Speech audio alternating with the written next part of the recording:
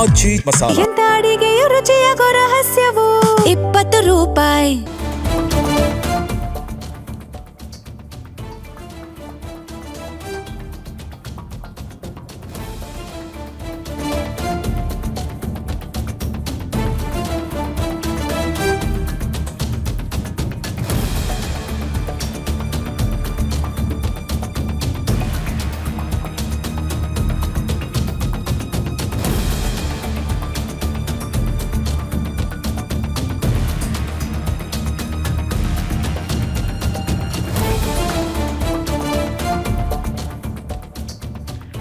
ನೇಪಾಳದ ರಣಭೀಕರ ಪ್ರವಾಹ ಭಾರತದಲ್ಲೂ ಕೂಡ ಅವಾಂತರ ಸೃಷ್ಟಿ ಮಾಡಿದೆ. ಬಿಹಾರ ಮತ್ತು ಉತ್ತರ ಪ್ರದೇಶದಲ್ಲಿ ಪ್ರವಾಹದ ಟೆನ್ಷನ್ ಶುರುವಾಗಿದೆ.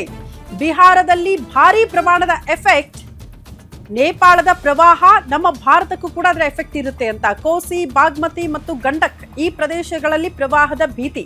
ಬಿಹಾರದಲ್ಲಿ ಎನ್ಡಿಆರ್ಎಫ್, ಎಸ್ಡಿಆರ್ಎಫ್ ತಂಡಗಳು ನಿಯೋಜನೆಗೊಂಡಿದೆ. ಮುನ್ನೆಚ್ಚರಿಕಾ ಕ್ರಮವಾಗಿ ಬಿಹಾರದಲ್ಲಿ ನದಿಗಳ ನೀರಿನ ಪ್ರಮಾಣ ಹೆಚ್ಚಾಗಿ ಆತಂಕ ಸೃಷ್ಟಿಯಾಗ್ತಾ ಇದೆ. ಪ್ರವಾಹ ಎದುರಿಸೋದಕ್ಕೆ ಸಕಲ ಸಿದ್ಧತೆಯನ್ನ ಸದ್ಯ ಬಿಹಾರ ಸರ್ಕಾರ ಮಾಡ್ಕೊಳ್ತಾ ಇದೆ. ನೇಪಾಳದ ರಣಭೀಕರ ಪ್ರವಾಹ ಭಾರತದಲ್ಲೂ ಕೂಡ ಆತಂಕದ ವಾತಾವರಣ. ಪ್ರಮುಖವಾಗಿ ಬಿಹಾರ ಭಾಗದಲ್ಲಿ, ಉತ್ತರ ಪ್ರದೇಶ ಭಾಗದಲ್ಲಿ ಪ್ರವಾಹದ ಆತಂಕ ಅಂತೆ. ಕಾರಣ ನೇಪಾಳದ ಪ್ರವಾಹ ಭಾರತದ 2 ರಾಜ್ಯಗಳ ಮೇಲೆ ಕೂಡ ಪರಿಣಾಮ ಬೀರಬಹುದು ಅನ್ನೋ ಕಾರಣಕ್ಕೆ ನೀರಿನ ಅಲೆಗಳ ರಭಸ ಹೆಚ್ಚಳ ಆಗ್ತಾ ಇದ್ದಂತೆ ಬಿಹಾರ ಸರ್ಕಾರ ಅಲರ್ಟ್ ಆಗಿದೆ. ನದಿ ಅಂಚಿನ ಗ್ರಾಮಗಳಿಗೂ ಕೂಡ ನೀವು ಅಲರ್ಟ್ ಮಾಡ್ತಿದ್ದಾರೆ ಜನರನ್ನ. ಮತ್ತೊಂದು ಕಡೆ ಎನ್ಡಿಆರ್ಎಫ್, ಎಸ್ಡಿಆರ್ಎಫ್ ತಂಡ ಸರ್ವ ಸನ್ನದ್ಧ ಆಗಿದೆ ರಕ್ಷಣಾ ಕಾರ್ಯಾಚರಣೆ ನಡೆಸೋದಕ್ಕೆ. ಒಟ್ಟಿನಲ್ಲಿ ಮುನ್ನೆಚ್ಚರಿಕಾ ಕ್ರಮಗಳನ್ನ ಸದ್ಯಕ್ಕೆ ಬಿಹಾರದಾದ್ಯಂತ ಕೈಗೊಂಡಿದೆ ಸರ್ಕಾರ ಅನ್ನೋದ್ರ ಬಗ್ಗೆ ಡೀಟೇಲ್ ಸಿಗ್ತಾ ಇದೆ.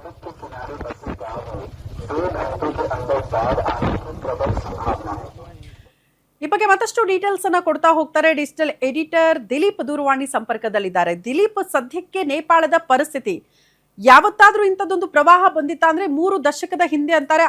ಅದಾದ ಮೇಲೆ ಯಾವತ್ತೂ ಕೂಡ ಇಂಥದ್ದೊಂದು ಪ್ರವಾಹಕ್ಕೆ ನೇಪಾಳ ಸಾಕ್ಷಿ ಆಗಿದ್ದೇ ಇಲ್ಲ ಅಂತ. ಸೊ ಹೆಂಗಿದೆ ಪರಿಸ್ಥಿತಿ, ಹೆಂಗೆ ಕಾರ್ಯಾಚರಣೆ ಆಗ್ತಾ ಇದೆ ಮತ್ತು ಭಾರತಕ್ಕೆ ಯಾವ ರೀತಿ ಎಫೆಕ್ಟ್ ಆಗಬಹುದು ಅಂತ ಅಲ್ಲಿನ ಪರಿಸ್ಥಿತಿ? ಶ್ರುತಿ, ಕಳೆದ ಕೆಲವು ವರ್ಷಗಳಿಂದ ನೇಪಾಳ ಈ ರೀತಿಯಾದಂತಹ ಹಿಮಕುಸಿತ ಮತ್ತೆ ದಿಢೀರ್ ಪ್ರವಾಹಕ್ಕೆ ಪದೇ ಪದೇ ಸಾಕ್ಷಿ ಆಗ್ತಾ ಬರ್ತಾ ಇದೆ ಅಂತ ಹೇಳ್ಬೋದು. ಅದರಲ್ಲೂ ಕಳೆದ 3 ವರ್ಷಗಳಲ್ಲಿ ಇದು ಒಂದು ರೀತಿ ಹೇಳ್ಬೇಕಂದ್ರೆ 3ನೇ ವರ್ಷ ಸತತ ಹ್ಯಾಟ್ರಿಕ್ ಪ್ರವಾಹಕ್ಕೆ ತುತ್ತಾಗ್ತಾ ಇರೋದು ನೇಪಾಳ ದೇಶ. ಅದರಲ್ಲೂ ಈ ಬಾಳಿ ನೇಪಾಳದಲ್ಲಿ ಸೃಷ್ಟಿಯಾಗಿರುವಂತಹ ಪ್ರವಾಹ ಏನಿದೆ ಅದು ನಿಜಕ್ಕೂ ಭೀಕರವಾಗಿದೆ. ಒಟ್ಟು 1400 ಮಂದಿ ಇದುವರೆಗೂ ನಾಪತ್ತೆ ಆಗಿದ್ದಾರೆ ಅನ್ನೋ ಮಾಹಿತಿ ಕೇಳಿ ಬರ್ತಾ ಇದೆ. ಈ ಪೈಕಿ 469 ಜನರು ಇದುವರೆಗೆ ಅಧಿಕೃತವಾಗಿ ಮೃತಪಟ್ಟಿದ್ದಾರೆ ಅಂತ ಹೇಳ್ಬಿಟ್ಟು ನೇಪಾಳ ಸರ್ಕಾರ ಹೇಳ್ತಾ ಇದೆ. ಜೊತೆಗೆ ಭಾರತೀಯರೇ 300 ಮಂದಿ ನಾಪತ್ತೆ ಆಗಿದ್ದು ಅದರಲ್ಲಿ ಸಾಕಷ್ಟು ಮಂದಿ ಇನ್ನೂ ಕೂಡ ಪತ್ತೆ ಆಗಿಲ್ಲ. ಹೀಗಾಗಿ ಪತ್ತೆ ಕಾರ್ಯ ಮುಂದುವರೆದಿದೆ. ನೇಪಾಳ ಸೇನೆ ಮತ್ತೆ 14 ಹೆಲಿಕಾಪ್ಟರ್ಗಳು ಈ ಒಂದು ರಕ್ಷಣಾ ಕಾರ್ಯದಲ್ಲಿ ನಿರಂತರವಾಗಿ ತೊಡಗಿದ್ದಾವೆ. ಇವೆಲ್ಲ ಒಂದ್ ಕಡೆ ಆದ್ರೆ, ಮತ್ತೊಂದು ಕಡೆ ಏನೊಂದು ನೇಪಾಳದಲ್ಲಿ ಹರಿದು ಬರುವಂತಹ ನದಿ ಏನಿದೆ ಅದು ನಂತರದಲ್ಲಿ ಬಿಹಾರದಲ್ಲಿ ಗಂಡಕ್ ನದಿಯಾಗಿ ಮುಂದುವರಿಯುತ್ತೆ. ಆ ನಂತರ ಅದೇ ನದಿ ಉತ್ತರ ಪ್ರದೇಶದಲ್ಲಿ ಬಂದು ಗಂಗಾ ನದಿಯನ್ನ ಸೇರ್ಪಡೆಗೊಳ್ಳುತ್ತೆ. ಈ ಹಿನ್ನೆಲೆಯಲ್ಲಿ ನೇಪಾಳದಲ್ಲಿ ಏನೊಂದು ಈ ಒಂದು ಫ್ಲಾಶ್ ಫ್ಲಡ್ ಶುರುವಾಗಿದೆ. ಇದರ ಒಂದು ಎಫೆಕ್ಟ್ ಈಗಾಗಲೇ ಬಿಹಾರಕ್ಕೂ ಕೂಡ ತಟ್ಟಿದೆ.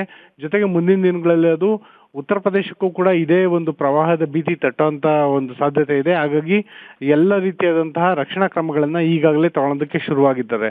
ಜೊತೆಗೆ ದೇಶ ವಿದೇಶಗಳ ಒಂದು 100 ಮಂದಿ ಈ ಒಂದು ಪ್ರವಾಹದಲ್ಲಿ ನಾಪತ್ತೆಯಾಗಿರೋ ಹಿನ್ನೆಲೆಯಲ್ಲಿ ಆ ದೇಶಗಳ ಒಂದು ರಕ್ಷಣಾ ತಂಡಗಳು ಕೂಡ ಸೂಕ್ತವಾದಂತಹ ನೆರವನ್ನ ನೀಡೋದಕ್ಕೆ ನೇಪಾಳಕ್ಕೆ ಮುಂದಾಗಿದ್ದಾವೆ. ಜೊತೆಗೆ ಅಮೆರಿಕ ಸೇರಿದಂತೆ ಹಲವು ದೇಶಗಳು ಕೋಟ್ಯಾಂತರ ಡಾಲರ್ ಹಣವನ್ನ ನೇಪಾಳಕ್ಕೆ ಸಹಾಯಧನವಾಗಿ ನೀಡ್ತಾ ಇದ್ದಾವೆ. ಇವೆಲ್ಲದನ್ನು ಗಮನಿಸ್ತಾ ಇದ್ರೆ ಮುಂದಿನ ದಿನಗಳಲ್ಲಿ ನೇಪಾಳದಲ್ಲಿ ಇದೇ ಒಂದು ಮಳೆಗಾಲ ಸೀಸನ್ ಅಲ್ಲಿ ಇನ್ನಷ್ಟು ಮಳೆ ಆಗುವಂತ ಸಾಧ್ಯತೆಗಳು ಕೂಡ ಕಂಡು ಬರ್ತಿರೋ ಹಿನ್ನೆಲೆಯಲ್ಲಿ ನೇಪಾಳ ಪರಿಸ್ಥಿತಿ ಸದ್ಯದ ಮಟ್ಟಿಗೆ ಒಂದು ರೀತಿಯಾಗಿ ಹೇಳ್ಬೇಕಂದ್ರೆ ಭೂಮಿಯ ಮೇಲೆ ನರಕ ಅನ್ನೋ ರೀತಿಯಾಗಿದೆ. ಶ್ರುತಿ. ಓಕೆ ದಿಲೀಪ್, ಧನ್ಯವಾದಗಳು ತಮ್ಮೆಲ್ಲ ಮಾಹಿತಿಗೆ.